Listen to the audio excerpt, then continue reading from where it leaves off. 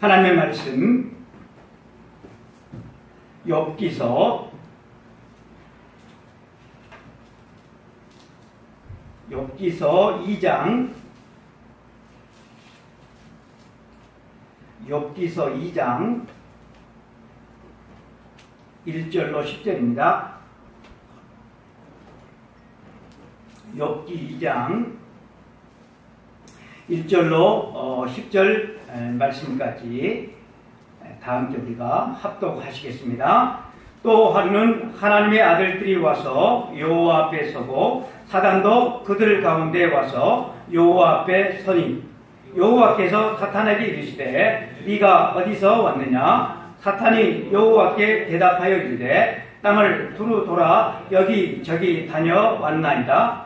여호와께서 사탄에게 이르시되 네가 내 종 욥을 유의하여 보았느냐? 그와 같이 온전하고 정직하여 하나님을 경외하며 악에서 떠난 자가 세상에 없느니라. 네가 나를 충동하여 까닭없이 그를 치게 하였어도 그가 여전히 자기의 온전함을 굳게 지켰느니라. 사단이 여호와께 대답하여 이르되 가죽으로 가죽을 바꾸오니 사람이 그의 모든 소유물로 자기의 생명을 바꾸올지라. 이제 주의 손을 펴서 그의 뼈와 살을 치소서. 그리하시면 틀림없이 주를 향하여 욕하지 않겠나이까? 여호와께서 사탄에게 이르시되 내가 그를 네 손에 맡기노라. 다만 그의 생명은 해하지 말지니라. 사단이 이에 여호와 앞에서 물러가서 욥을 쳐서 그의 발바닥에서 종수리까지 전기가 나게 하니라. 욥이 제 가운데 앉아서 질그릇 조각을 가져다가 몸을 긁고 있더니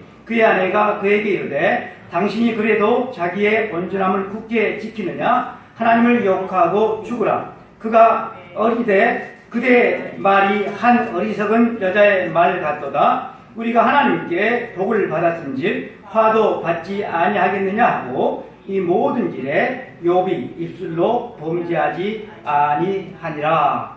아멘. 우리가 읽은 이 말씀을 가지고 하나님을 믿는 이유라고 하는 제목으로 하나님 말씀을 증거할 때 하나님께서 주시는 큰 은혜가 우리 모든 성도에게 있기를 바랍니다. 아멘. 아멘. 크게 아멘. 네. 마음의 자세가 중요합니다. 아멘. 네.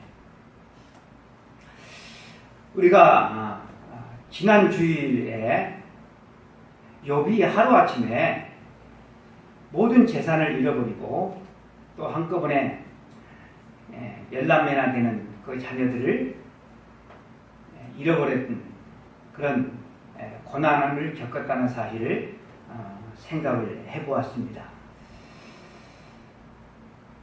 재난은 예기치 않게 오는 것이죠. 일본에 어제 뉴스를 들었는데 산사태가 나는데 그냥 순식간에 그냥 집을 다 밀어제끼는 예기치 않게 와요.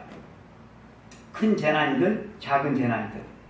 그래서 욥도 예기치 않게 그 많던 재산 10명이나 되는 그 자녀들을 다 하루아침에 잃어버렸어요. 그런데 이렇게 큰 재난 앞에서 욥이 너무나도 가슴이 아파서 가슴을 치고 옷을 찢고 머리털을 미는 그런 탄식을 하면서도 하나님을 원망하거나 하나님을 배반하지 않고 입술로 범죄하지 않고 하나님의 축권을 인정하면서 하나님께 예배했다는 사실을 우리가 살펴보았습니다. 그러니까 사단의 뜻대로 되지 않고 하나님의 뜻대로, 그래서 욥이 사단을 해결시켜버린 거죠. 그런데 사단은 포기하지 않았다라고 하는 거예요. 사단이 하나님 앞에 제기했던 문제가 무엇입니까? 1장 9절에 보면 욥이 어찌 까닭 없이 하나님을 경외하겠습니까? 다 까닭이 있죠, 까닭이. 욥이 하나님을 경외하는 것은 자기 이해 타산에 맞기 때문에 하는 것 아니겠습니까? 사단의 말대로 여러분, 우리가 나의 어떤 그런 이익, 나의 어떤 이익 때문에 우리가 하나님을 믿는다고 한다면 우리는 사단의 말이 옳다는 것을 인정하는 것이 되는 것입니다. 나에게 돌아오는 어떤 이익이나 어떤 물질적인 축복 때문에 하나님을 믿는다.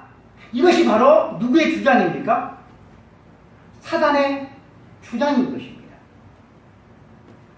물론 여러분, 하나님께서 우리들에게 물질적인 축복도 주시고 건강의 축복도 주시고 또 우리들의 기도도 응답하십니다. 그런데 우리가 이런 축복 때문에 하나님을 믿는다고 한다면 우리는 크게 잘못 믿고 있는 것이 되는 것입니다. 욥은 창조주가 되시는 하나님을 믿고 섬기는 일은 아무 이유가 없어도, 심지어 나의 소중한 것들이 다 사라져도 하나님을 찬양하고 경배하고 하나님은 영광 받으시기에 합당하신 분이라고 욥은 고백합니다. 바로 이것이 욥기의 초점입니다. 욥에게 내려진 첫 번째 시험은 욥의 모든 소유물과 그의 모든 자녀들이 한순간에 사라지고 죽는 것이었습니다. 너무나도 끔찍한 이 사단의 공격에 누가 승리를 합니까? 사단이 승리를 하는 것이 아니고 여러분, 욥이 승리를 합니다. 우리는 욥의 승리의 고백을 잘 알고 있어요. 1장 21절에 나오게 되는데, 내가 모태에서 알몸으로 나오사온즉 또한 알몸의 그리로 돌아가올지라. 주신 이도 여호와시요 거두신 이도 여호와시오니 여호와 이름이 찬송을 받으실지니이다.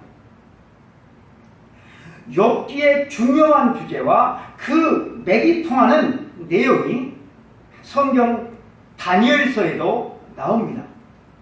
이스라엘 백성들이 하나님 앞에 범죄하여서 하나님의 심판을 받아서 이스라엘이 바벨론에게 멸망을 하고 많은 사람들이 바벨론의 포로로 끌려가게 됩니다. 이때 포로로 끌려가는 사람들 가운데 사드락, 메삭, 아벤누고라고 하는 세 청년이 있었습니다. 바벨론에 느부갓네살 왕이 두라평지에 큰 신상을 만들어 놓고 이 신상 앞에 온 백성들이 나와서 절할 것을 명령을 합니다. 그런데 세 친구는 우상 앞에 절하지 않으면 풀무불에 던져져 죽게 된다는 이 사실을 분명히 알면서도 그 신상 앞에 절하지 않습니다. 이것을 지켜보고 있던 바벨론 출신의 동료들이 왕한테 고자질을 합니다. 그래서 세 친구는 왕 앞에 끌려가게 되어집니다.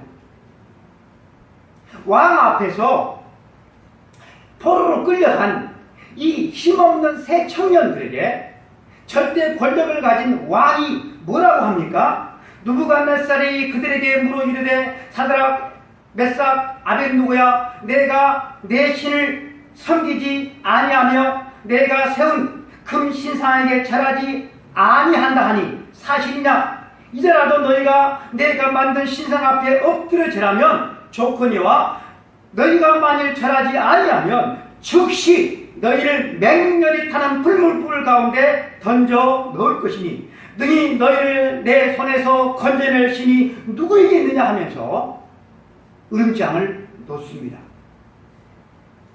사드락, 메삭, 아벤노고는 대답을 합니다. 그들에게는 자기들의 목숨보다 더 소중한 것이 있었어요. 절대적인 가치가 있었어요. 여러분들의 목숨보다 소중한 것, 그것이 있습니까?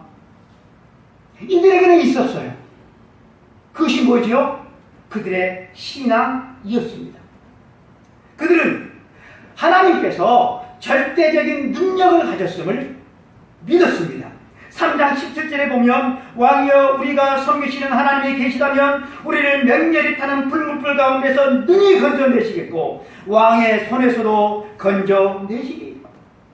우리가 섬기는 하나님이 우리를 건져내실 것입니다. 우리를 살려내실 것입니다. 우리를 도와주실 것입니다. 우리를 위에서 건져내시는 능력의 하나님을 믿습니다. 그렇게 고백을 합니다. 그런데 여러분, 그 다음 말을 우리는 유념해서 보아야 돼요. 18절 말씀을 보면 그렇게 하지 아니하실지라도 왕이시여 우리가 왕의 신들을 섬기지도 아니하고 왕이 세우신 금신상에게 절하지도 아니할 줄을 아옵소서. 하나님은 우리를 가난하기도 하시고 부하기도 하세요. 하나님은 어떤 질병에 걸렸든지 하나님은 치료해 주시기도 하셔요. 하나님은 삶의 의미와 보람을 더하시게 하는 전능하신 하나님이십니다. 그런데 이 전능하신 하나님이 우리가 생각하는 대로 안 해주셔요. 그러면 과연 우리는 어떻게 하겠는가? 그렇게 하지 아니하실지라도 새 친구는 저희는 하나님의 능력을 믿습니다. 가난한 사람을 부유하게 하시고 병든 사람을 치료해 주시고 우리의 신앙을 새롭게 해주시고 삶의 축복을 더해 주시는 전능하신 하나님을 우리는 믿습니다. 그러나 그러하지 아니할지라도 그래도 우리는 하나님을 믿습니다라고 고백을 하는 것입니다. 새 처녀는 활활 타오르는 그 불문불 속에 다 죽는다 할지라도 하나님께서 건져주지 않는다 할지라도 우상에게 절하지 않고 하나님을 신뢰하겠다고 그렇게 말을 했습니다. 여러분, 이것이 욥기의 주제와 일맥상통하는 것입니다. 사단의 무시무시한 시험이 끝났어요. 사단의 패배로 끝났어요. 그런데 추스릴 시간도 없이 바로 두 번째 시험이 시작됩니다. 오늘 말씀입니다. 하나님께서 욥에게, 사단에게 네가 시험한 내 종 욥을 주의하여 보았느냐? 네가 말한 대로 욥이 나를 부인하고 떠났느냐? 오히려 자기의 온전함을 굳게 지켰느니라 라고 하나님께서 사탄의 앞에서 욥을 추켜 세웁니다. 그런데도 사탄은 꼬리를 내리지 않습니다. 포기하지 않고 오히려 더 달려듭니다. 하나님, 그의 모든 소유물은 다 없어졌지만 그의 몸은 까딱없지 않습니까? 그래서 아직까지 그가 하나님을 섬기고 있는 것입니다. 그와 그의 생명과 관련된 것을 한번 쳐보십시오. 그러면 즉시로 하나님을 부인하고 떠날 것입니다. 그래서 하나님은 그것까지도 사단에게 허락해 주십니다. 여러분, 우리가 이 사실을 볼 때 우리 하나님께서 중요하게 여기시는 것이 있으세요. 그것이 뭡니까? 재물보다도, 자녀보다도, 건강보다도 더 중요하게 생각하는 것이 있어요. 우리들은 재물과 건강과 생명을 제일 중요하게, 이걸 제일 중요하게 생각하지만 하나님은 그게 아니라고 하는 사실을 보여주고 있다라고 하는 것입니다. 이 성경 본문을 읽다가 어떤 신자들은 시험에 걸려 넘어진다고 하는 거예요. 여러분, 욥기는 시험을 극복한 책인데 욥기를 읽다가 오히려 시험에 든다는 것입니다. 저렇게도 신앙이 좋은 욥도 어마어마한 불행을 당했는데, 욥처럼 신앙이 좋았다간 나도 대박사하겠구나. 그래서 신앙이 너무 좋으면 안 되겠구나. 그렇게 시험이 든다라고 하는 것입니다. 그런데 우리가 욥기를 읽으면서 반드시 잊지 말아야 될 사실이 하나 있습니다. 욥이 당한 불행은 말하자면 하나님의 모델, 모범이 된다라고 하는 것입니다. 모델은 하나나 둘이면 되는 것이지 많은 것을 여러분 필요치 않습니다. 물질이나 어떤 축복이나 어떤 건강 때문에 하나님을 섬기는 것이 아니하고 하나님의 하나님 되심에 하나님을 섬기는 것이다 라는 사실을 보여주기 위해서 하나님께서 선택한 사람이 바로 이 욥이 되는 것입니다. 하나님은 우리 모든 사람을 다 모델로 그렇게 선택해서 시험을 주지 않습니다. 하나님은 우리들에게 이렇게 엉뚱한 것을 위해서 하나님을 섬기는 일이 없도록 하기 위해서 하나님을 섬기는 참된 본을 보여주기 위해서 가르쳐주기 위해서 모델로 누구를 선택하셨다고요? 믿음의 사람 욥을 선택했어요. 욥은 하나의 모델이 되는 것입니다. 참 신앙의 본, 참 신앙의 인물의 본으로서 여러분 욥을 선택해서 우리들에게 보여주는 것입니다. 욥이 당한 고난 자체는 하나님으로부터 온 것이 아니죠.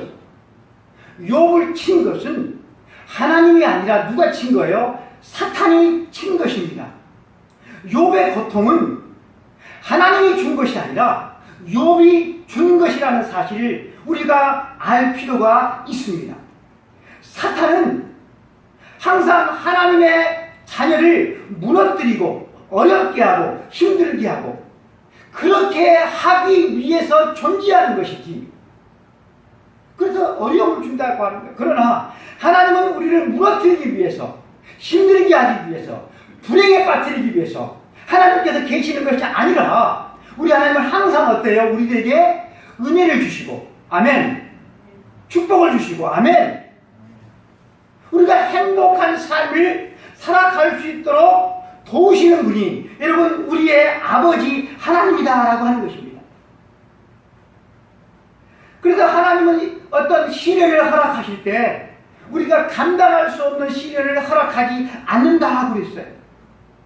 사단은 감당할 수 없도록 그렇게 완전 무너뜨리기 위해서 그렇게 시련을 주지만 하나님의 주권적인 능력으로 이 사단의 계획을, 사단의 능력을, 사단의 시도를 하나님께서 다 막아주신다라고 하는 것입니다.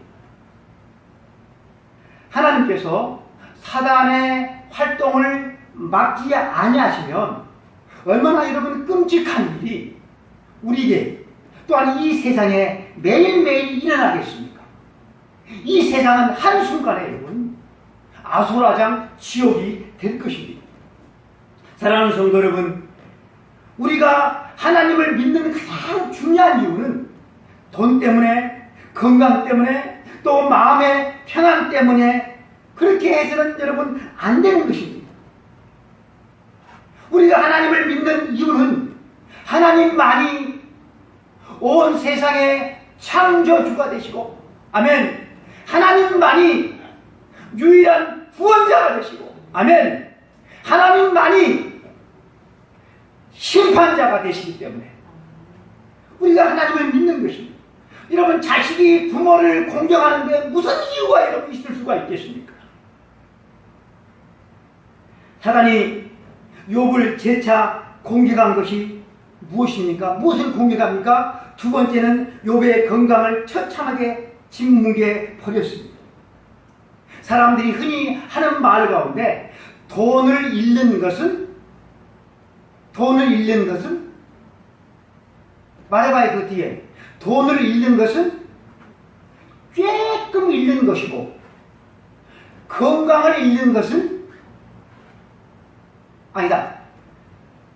돈을 잃는 것은 쬐끔 잃는 것이고 명예를 잃는 것은 많이 잃는 것이고 건강을 잃는 것은 다 잃는 것이다 라는 말이 있습니다. 건강을 잃는 것은 다 잃는 거예요. 우리가 읽은 본문 7절 8절 사단이 이에 욥 앞에서 물러가서 욥을 쳐서 그의 발바닥에서 종소리까지 종기가 나게 한지라 욥이 제 가운데 앉아서 질그릇 조각을 가져다가 몸을 긁고 있더니 여러분 사람은 병이 들면 어떻게 하죠? 자기 자신을 보호하죠. 아픈 곳을 싸매죠. 근데 욥은 어떻게 합니까? 오히려 병이 들었는데 기와 조각으로 자기 몸을 뚝뚝 긁었다고 하는 것이죠. 자해했다라고 하는 거예요. 욥의 고통이 얼마나 심했을지 상상 한번 해보세요. 사단이 욥을 시험하기 전에 하나님 앞에서 하나님 저들이 주일마다 교회에 나와서 뭐 찬송도 하고 예배도 하고 헌금도 그렇게 바치는 것이 그 이유가 뭔지 아십니까? 다 자기들에게 돌아오는 것이 있고 또 하나님 앞에 요구하는 것이 있어서이지 그것이 사라지고 그것이 되지 않는다고 한다면 누가 하나님을 믿겠습니까? 다 하나님을 떠날 것입니다. 그것이 사단의 말이었습니다. 하나님은 그렇지 않다는 반증을 위해서 사단에게 두 번째로 욥을 치는 것을 허락을 했습니다. 사단은 욥의 건강을 철저하게 앗아갔던 것처럼 두 번째로 욥의 건강, 욥의 재산처럼, 욥의 자식들처럼 건강도 철저하게 빼앗아 가버리고 말았습니다. 그런데 여기서 그치지 않냐고 한 가지 도구를 더 사용했는데 그것은 바로 욥의 아내였습니다. 욥의 아내가 남편 욥에게 어떻게 합니까? 2장 9절에 보니까 그의 아내가 그에게 이르되 당신이 그래도 자기의 온전함을 굳게 지키느냐 하나님을 욕하고 죽으라. 아내가 뭐라고 말해요? 남편한테 하나님을 욕하고 죽으라. 여러분이 하나님을 욕하고 죽으라 이 말은 얌전한 번역입니다. 원문의 그 분위기, 그 뜻대로 번역을 하면 이런 것입니다. 하나님을 욕하고 되져라 라는 것입니다. 아주 강한 저주였다라고 하는 것입니다. 여러분들은 아내한테 이런 말 들어본 적이 있는지 모르겠어요. 여러분, 욥의 아내가 이 말을 누구에게서 배웠을까요? 바로 사단에게서 배웠어요. 욥기 1장 11절을 보세요. 이제 주의 손을 펴서 그의 모든 소유물을 치소서 그리하시면 틀림없이 주를 향하여 욕하지 않겠나이까. 그 다음에 오늘 본문 5절 보니까 이제 주의 손을 펴서 그의 뼈와 살을 치소서 그리하시면 틀림없이 주를 향하여 욕하지 않겠나이까. 사단이 노린 것이 뭐였습니까? 사단이 노린 것이 있었어요. 그것은 욥이 주님을 한번 욕하는 것이었어요. 그런데 주를 욕하라고 하는 이 말이 누구의 입술을 통하여서 나왔습니까? 바로 그의 사랑하는 아내의 입을 통하여서. 그러므로 여러분, 아내를 조심해야 돼요. 네. 남편들은 아내를 조심해야 돼요. 우리는 여기서 나와 가장 가까운 사람이 사단의 도구로서 사용되어 줄 수 있다는 이 사실 앞에 깜짝 놀라지 않을 수가 없는 것입니다. 내가 가장 사랑하는 사람, 나와 가장 가까이에 있는 사람을 사용해서 내 신앙을 후퇴시키는 도구로 사용할 수 있다고 하는 이 사실 앞에 우리는 여러분 경각심을 가져야만 할 것입니다. 그러나 그렇다고 해서 이 욥의 아내를 우리가 너무 비난할 일은 아니라고 저는 생각을 합니다. 저는 이 여자가 그렇게까지 나쁜 여자가 아니라고 저는 그렇게 믿습니다. 정말로 욥의 아내가 그렇게 나쁜 여자였다고 한다면 욥의 모든 재산이 다 없어져 가는 그런 과정 가운데 그의 자녀들이 다 죽는 그 속에서 그는 남편을 버리고 벌써 불행낭을 쳤을 것입니다. 그녀는 남편을 죽으라고 말할지언정 그의 남편이 잿더미에서 기가 조각으로 몸을 뜩뜩 굴고 있는 그 남편의 곁에서 끝까지 남아 있었던 그러한 여인입니다. 그런 면에서 욥의 아내는 훌륭한 면이 있습니다. 그러나 여러분 그럼에도 불구하고 사단은 나의 가장 사랑하는 사람, 가까이에 있는 사람을 자기의 도구로 사용할 수 있다는 이 사실 앞에 여러분 우리는 놀라야 한다라고 하는 것입니다. 우리 주님의 마음을 가장 아프게 했던 말이 누구의 입을 통하여서 나왔는지 아십니까? 바리새인도 아니고요, 대제사장도 아니고요, 장로들이나 사두개인도 아니었어요. 그것은 주님이 가장 사랑했던 베드로의 입술을 통하여서 흘러나온 말이었습니다. 베드로는 주는 그리스도시요 살아계신 하나님의 아들이십니다 라는 신앙 고백을 함으로 말미암아 주님의 마음을 흡족하게 했던 제자입니다. 그래서 주님은 기뻐하시고 베드로를 향하여서 내가 네 신앙 고백 위에 내 교회를 세우겠다라고 말씀하셨습니다.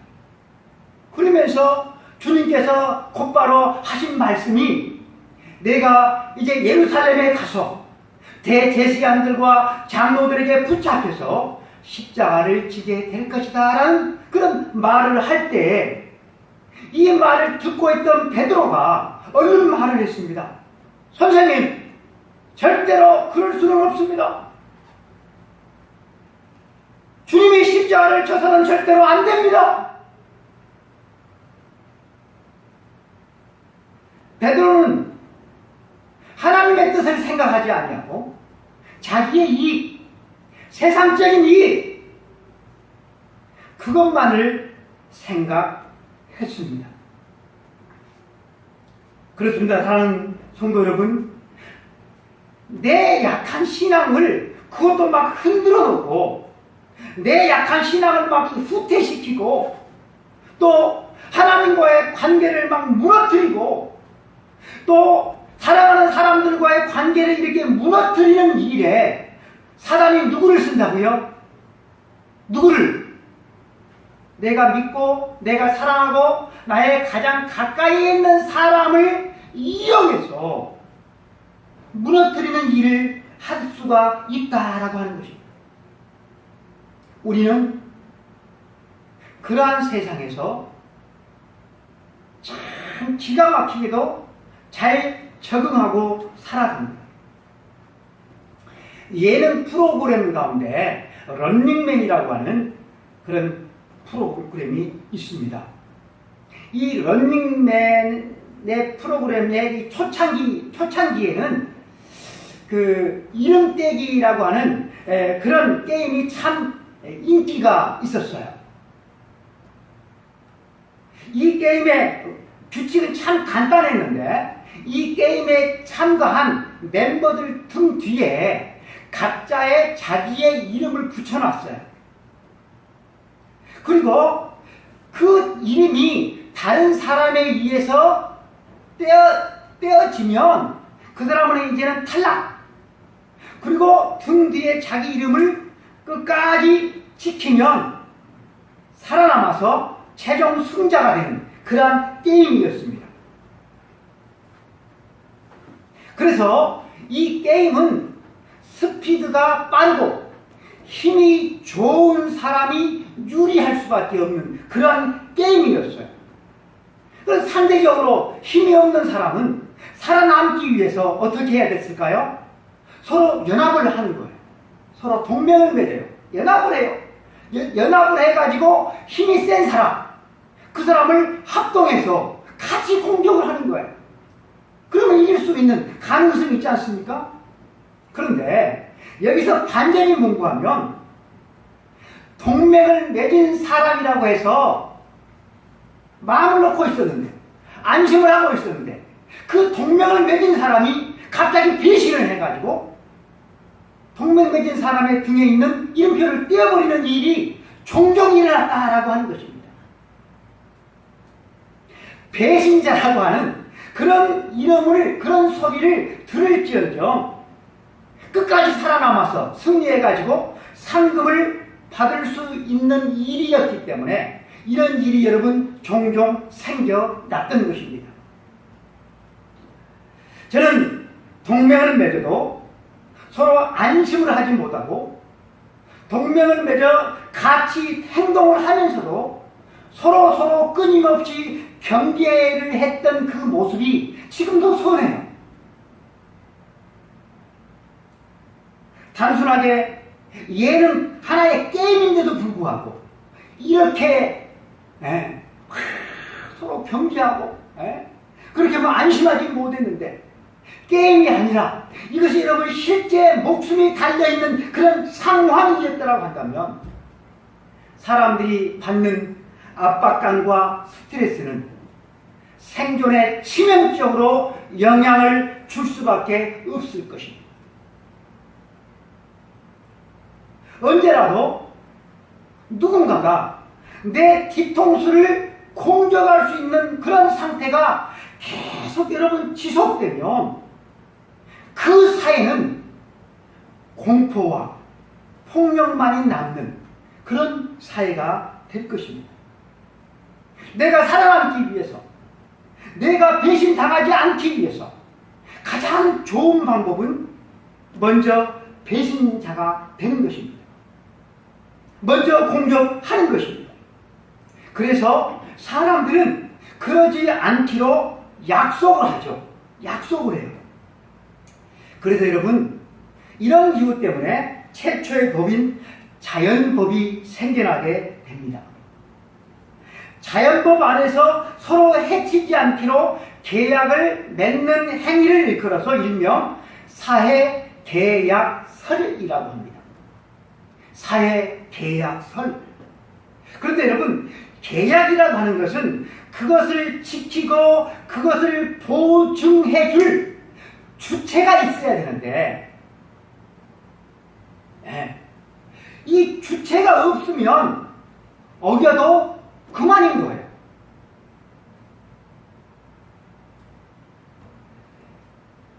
약속을 지키지 않으면 처벌을 할 수 있는 힘이 필요해요. 그래서 공권력이 필요한 것이고, 그래서 국가가 여러분 생겨나게 된 것입니다. 여기서 문제가 드러나게 되어지는데, 힘을 위임받은 국가가 그 힘을 정상적으로 써야 되는데 그 힘을 잘못 써버리면 어떻게 되는 거예요? 바로 미얀마 사태가 일어나는 거예요. 저 북한 사태가 북한처럼 되는 거예요.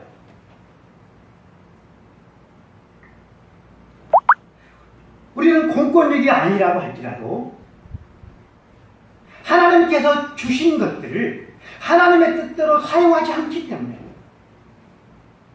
하나님의 뜻을 무시해버리기 때문에 가정이 난리고 이 사회가 여러분 난리가 나지 않습니까? 자연도 엄청나게 훼손되지 않습니까?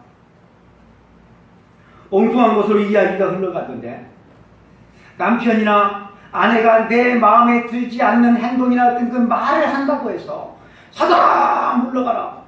여러분 그렇게 하면 안 된다라고 하는 것입니다. 욥의 아내가 욥에게 하나님을 욕하고 되져라 그렇게 말을 했어도 욥이 아내한테 사단아 물러가라 여러분 하지 않았다라고 하는 것입니다. 10절 말씀을 보면 그대의 말이 한 어리석은 여자의 말 같도다. 우리가 하나님께 복을 받았은즉 화도 받지 아니하겠느냐. 욥이 자기 아내한테 한 말의 이 원문을 보면 존칭어로 되어 있어요. 존칭어로. 하나님을 욕하고 되져라라고 말한 아내를 향하여서 존칭의 언사를 쓰는 그런 욥을 우리는 기억할 필요가 있다라고 하는 것입니다. 욥이 아내에게 한 말 가운데 어리석다라고 하는 이 표현 때문에 우리가 욥을 오해해서는 안 돼요. 욥은 실제로 자기 아내를 향하여서 어리석은 여자라고 그렇게 말한 적이 없어요. 말의 이 본문을 자세히 보면 그런 뜻이 아니에요. 무슨 뜻일까요? 당신은 어리석은 사람이 아닌데, 당신은 어리석은 사람이 아닌데 왜 어리석은 여자 같은 말을 하십니까? 라고 하는 뜻이에요. 아내에게 정중히 말한 것이에요.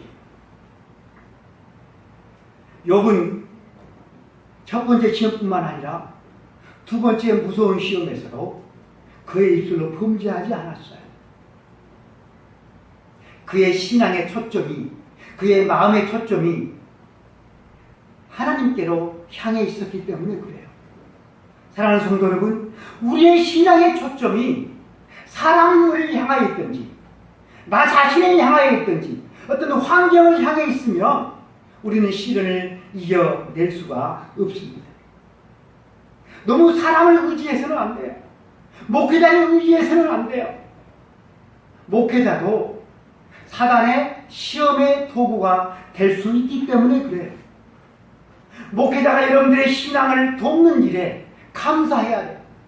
그리고 약하지 약한 이 목회자를 위해서 여러분들이 열심히 기도를 해줘야 돼요. 뿐만 아니라 내 가까이에 있는 그런 가족들, 아내, 남편, 자녀들을 위해서, 성도들을 위해서 우리는 여러분 기도를 해줘야 돼요. 그렇다고 해서 우리가 그들을 의지해서는 여러분 되지 않습니다. 왜요? 사단은 내가 사랑하고 가까이 있고 존경하는 그런 사람마저도 자기의 도구로 사용할 수가 있기 때문에 그렇습니다. 형편이 좋든 형편이 좋지 않든 우리의 시선을, 우리의 마음을 하나님께 둘 때 여러분 우리의 신앙이 흔들리지 않는다는 그런 교훈을 욥은 우리들에게 주고 있습니다. 시편 119편 50절 51절에 이 말씀은 나의 고난 중의 위로라. 주의 말씀이 나를 살리셨기 때문이니이다. 교만한 자들이 나를 심히 조롱하였어도 나는 주의 법을 떠나지 아니하였나이다. 92절에 주의 법이 나의 즐거움이 되지 아니하였다면 내가 내 고난 중에 멸망하였으리이다. 고난 중에서 나를 지키고 나를 살리는 것은 돈도 아니고 가까이에 있는 사랑하는 그런 사람들도 아니고 명예도 아니고 내 자존심도 아니고 고난 가운데 나를 지키고 나를 살리는 것은 뭐라고요? 바로 하나님의 말씀이다라는 사실입니다. 사랑하는 성도 여러분, 사단은 보이지도 않게 무대 뒤에서 은밀하게 욥을 철저하게 깔아뭉갰지만 욥의 신앙은 흔들리지 않았습니다. 그 누구도 이겨내지 못할 어마어마한 강력한 한 방을 욥에게 그냥 날리고 또 한 방을 날리는데도 불구하고 욥은 끔찍도 하지 않았습니다.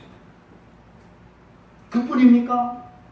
욥이 끔찍도 하지 않자 아내를 통해서 한 방 날리고 욥의 그 친구들을 통해서 또 한 방 날리고 이렇게 끈질기게 시험을 한 존재, 여러분 사단이라는 사실입니다. 그냥 살짝 손가락으로 살짝만 건드려도 막 기겁을 해가지고 막 죽을 신용을 하는, 여러분, 그러한 사람은 하나님의 자녀에 어울리지 않는 사람. 사랑하는 성도 여러분, 여러분들의 눈에 시험하는 자 사단이 눈에 보이지 않는다고 마음 놓고 마음 편하게 신앙생활을 하지 않기를 바랍니다. 사단도 무시해버리는 그런 사람이 되지 않기를 원합니다. 쭉 늘어진 그런 신앙으로 고난을 이기기 어렵습니다. 건강을 치소서 그리하게 하시면 틀림없이 욥은 주를 욕하고 떠날 것입니다 라고 말한 이 사단의 말대로 할 수밖에 여러분 없을 것입니다. 사단은 욥에게 직접 나타나지 않았어요. 사단이 욥에게 직접 나타나서 욥을 시험했다고 한다면 욥은 더 강렬하게 반항했을 것입니다. 간절하게 욥과 싸웠을 것입니다.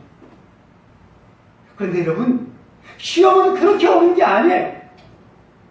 막 뿔달려가지고 무시무시한 그런 사단이 막 나타나가지고 우리를 시험하는 게 아니에요.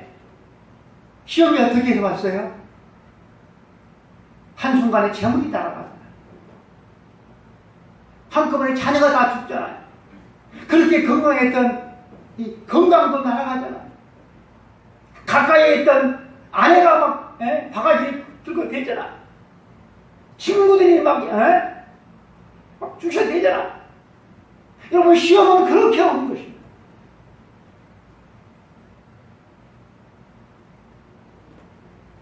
시험이 없는 신자가 있다고 한다면 그 사람은 사이비 신자. 사랑하는 성도 여러분, 건강할 때, 살만할 때, 별 문제가 없을 때 신앙을 이야기하는 것은 참 여러분 쉽습니다. 그러나 내가 아파서 질병으로 누워있는 그 순간에, 내가 사고를 당하고 큰 문제 앞에 봉착을 하고 어려움 앞에 봉착한 그 순간에 하나님 되심을 고백할 수 있다면, 내게 사는 것이 그리스도니 죽는 것도 유익합니다 라고 고백할 수만 있다면 얼마나 좋겠습니까? 돈이나 명예가 있는데, 그런데 건강이 사라지면 다 소용없다고 말을 하지요. 그런데 여러분, 이 건강이 사라져도 내게 사는 것이 그리스도니 죽는 것도 유익합니다.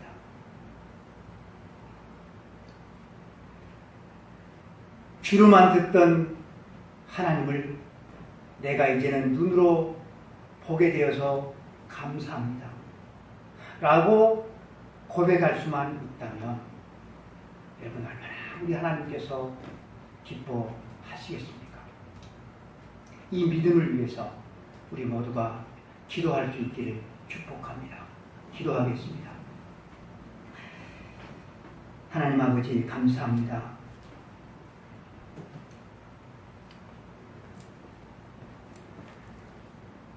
모든 사람들은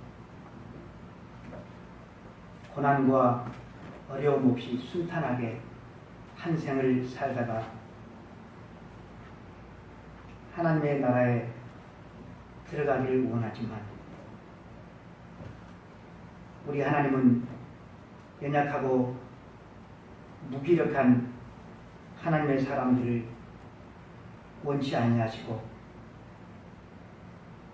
고난 가운데서도 굳건히 믿음으로 승리를 이루어 나간 데는 하나님의 군사들을 원하십니다. 하나님, 우리가 비싸게 돈을 주고 과일을 샀는데 그 과일이 맛이 없으면 그 과일을 먹지 않고 괜히 돈만 버렸네, 그렇게 우리가 말하지 않습니까? 그런데 하나님, 과일이 맞기 위해서는 따가운 햇살도 받아야 되고 기온에 심각한 차도 하나님 아버지 그것을 겪어낼 때 그 과일이 맛있다는 사실을 하나님 잘 알고 있습니다. 하나님, 우리의 신앙도 아버지 하나님 따가운 햇살 속에서, 아버지 하나님 기온의 차 속에서 같은 그런 고난과 역경 속에서도 하나님 아버지 욥처럼 하나님 아름다운 신앙을 일궈낼 수 있도록 하나님 축복하여 주시기를 주님 원합니다. 하나님께 시선을 못 들 수 있도록 하나님 도와주시옵소서.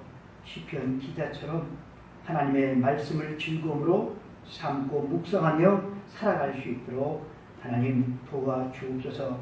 더욱더 하나님께 부르짖는 하나님의 자녀들 되어줄 수 있도록 세상이 감당할 수 없는 악한 사탄 마귀가 아무리 시험을 줘도 하나님 아버지 굳건히 이겨낼 수 있는 하나님의 자녀들 되어줄 수 있도록 하나님 축복하여 주옵소서.